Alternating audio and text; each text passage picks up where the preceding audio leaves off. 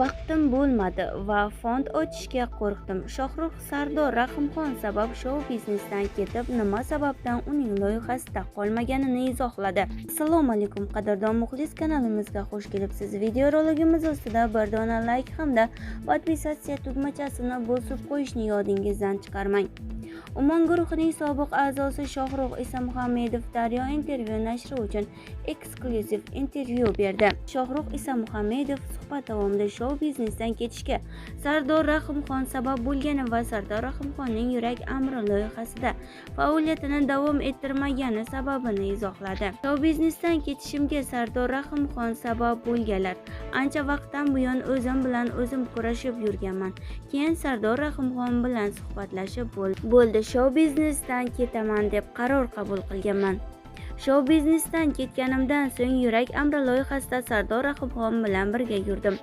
Keyinchalik boshqa ishlarim sabab vaqtim bo'lmadi. Ko'p aytgan joylariga bora olmay qoldim, balki bu odatimdan xafa bo'lib qolgandirlar. Men o'zim xayriya fondi ochish uchun harakat boshladim. Fond ochish tartib-qoidalarini o'rganib chiqdim. Kerakli tashkilotlar bilan ham bog'landim. Ochig'ini aytsam, fond ochishdan qo'rqdim.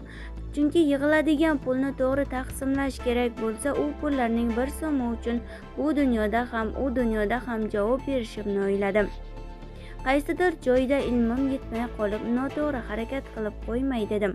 Qiladigan ehsonimni hech kimga ko'rsatmay berishni ma'qul deb bildim. Alloh bilsa bo'lgani, Alloh shu ishimni xohlamadi va bu ish bo'lmadi deb bilaman.